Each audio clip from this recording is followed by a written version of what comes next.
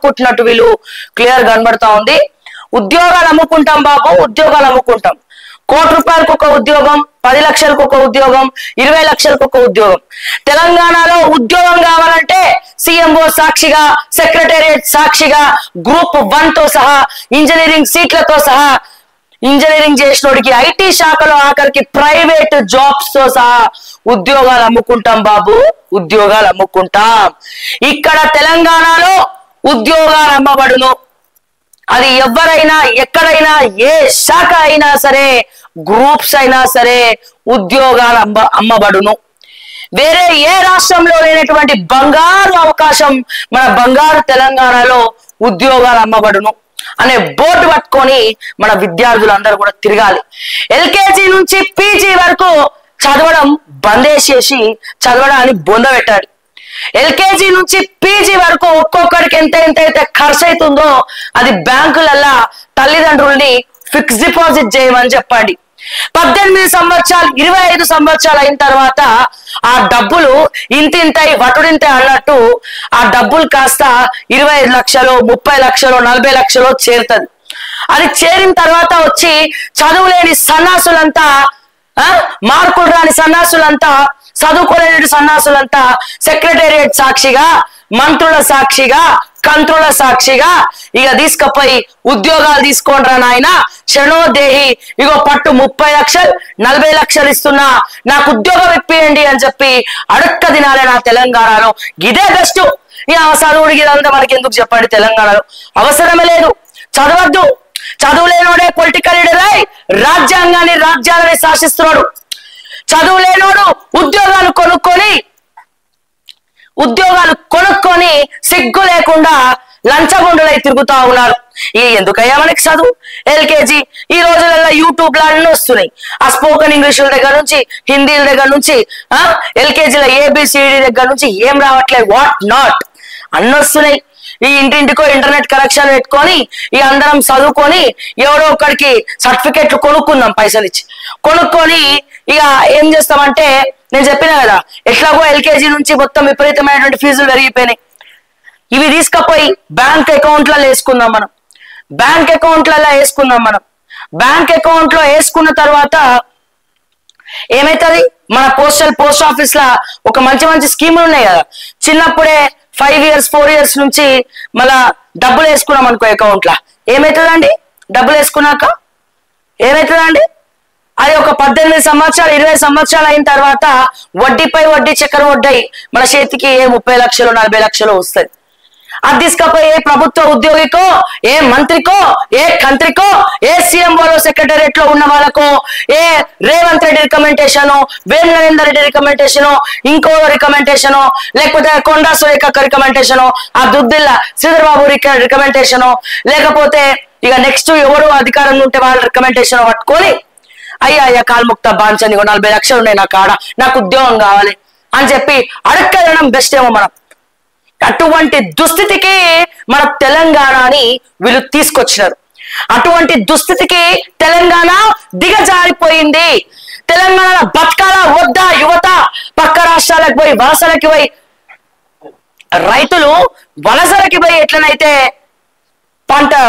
ఇక్కడ పంట నష్టం వస్తే వలసలకు ఎట్లనైతే పోయిండ్రో, ఈ చదువుకొని కూడా వలసలకు పోయాల్సినటువంటి కర్మ దుస్థితి మనకు పట్టిందిరా నాయన తెలంగాణలో.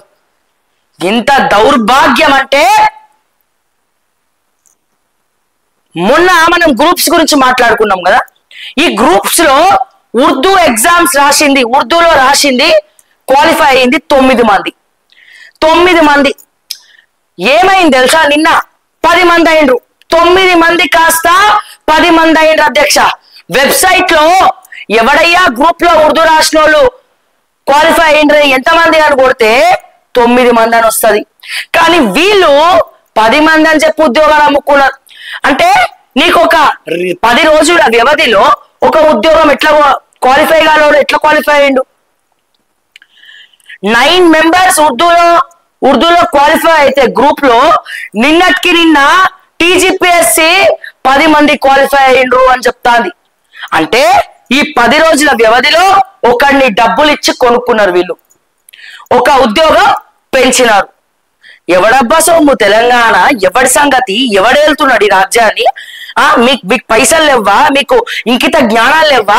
నిరుద్యోగ వ్యవస్థ మొత్తం కూడా ఖరాబ్ అయిపోయి వాళ్ళు డిప్రెషన్ లోకి వెళ్ళిపోతా ఉంటే ఇష్టం వచ్చినట్టు పాలిస్తా ఉన్నారు. ఇది తెలంగాణ రాష్ట్రమా? ఇది ప్రజాస్వామ్యమా ఏంటి అని చెప్పి నేను రేవంత్ రెడ్డి గారిని అడుగుతున్నా. పెట్టుకోండి, ఆ కేసులు పెట్టుకో, ఏమైతుంది? అంటే కొన్ని రోజులు జైలు ఉంటాం, బయటకు వస్తాం.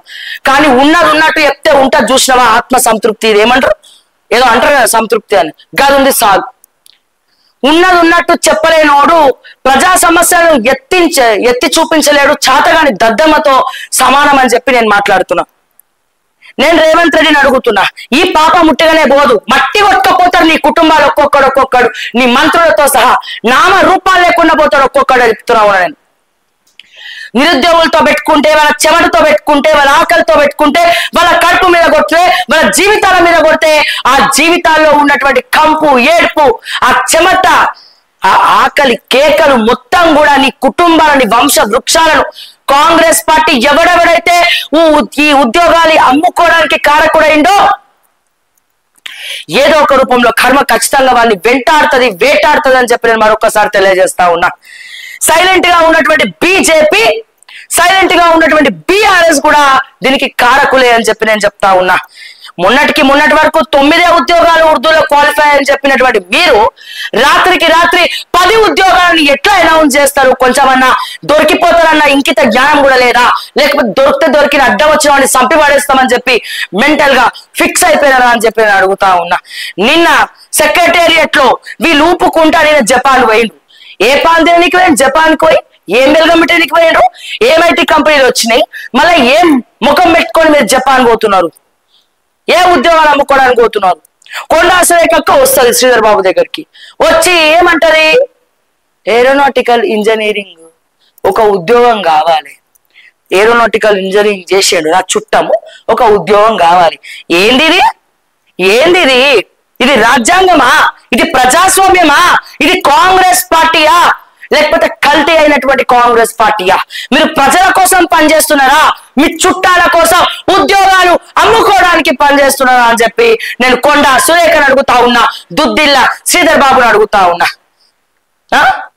ఇక మీరా నెక్స్ట్ ముఖ్యమంత్రి అయ్యేది? శ్రీధర్ బాబు, ఆ ఎంపీ అరవింద్ గారు ప్రెస్ మీట్ పెట్టి నెక్స్ట్ ముఖ్యమంత్రి శ్రీధర్ బాబు అవుతాడట, కానీ ఆయన డబ్బులు కలెక్ట్ చేయడం చేత కాదంట అని చెప్తున్నాడు కదా. నెక్స్ట్ మీరా సార్? మీలాంటి వాళ్ళ నెక్స్ట్ ముఖ్యమంత్రి అయ్యేది? ఇంకెన్ని ఉద్యోగాలు అమ్ముకుంటారు? ఇక ఈ వచ్చింది ఏరోనాటికల్ ఇంజనీరింగ్ ఉద్యోగం కావాలని చెప్పి కొంచెమన్నా ఉండాలి. బయట ప్రతి ఒక్కరు కూడా మీ బిడ్డలక్క కనబడతలేరా? ఆల్రెడీ ఉద్యోగాలు అమ్ముకున్నారు సార్. తెలంగాణలో గ్రూప్ 1 ఉద్యోగాలు అమ్మేసుకున్నారు, సొమ్ము చేసుకున్నారు, వాళ్ళని బతుకు బస్ స్టాండ్ వేసి రోడ్డు మీదకి ఈడ్చినారు. ఇంకా ప్రైవేట్ ఉద్యోగాలు కూడా వదిలిపెట్టరా? అవుట్ సోర్సింగ్ ఉద్యోగాలు కూడా వదిలిపెట్టరా? ఇంత ఘోరం. మళ్ళీ ఎందుకండి అంబేద్కర్ విగ్రహాలకు పోయి పూలమాలలేసుడు? అంబేద్కర్ విగ్రహాలకు పోయి పూలమాలలేసుడు ఎందుకు? దండగా మీరు ప్రజాస్వామ్యాన్ని లెక్క చేయనప్పుడు, రాజ్యాంగాన్ని లెక్క చేయనప్పుడు మీరు అంబేద్కర్ విగ్రహాలకు పోయి పూజలు చేయడం ఎందుకు? యాక్టింగ్ కాకపోతే నిజంగా మీకు ప్రేమ ఉన్నారు అంబేద్కర్ మీద, జై భీమ్ అనుకుంటా, ఆ ఒక్కరోజు పోయి ఇట్లా పూల దండలేనికి యాక్టింగ్ చేయడానికి కాకపోతే ఏంది? వీడియో చూసి మాట్లాడదాం మనం.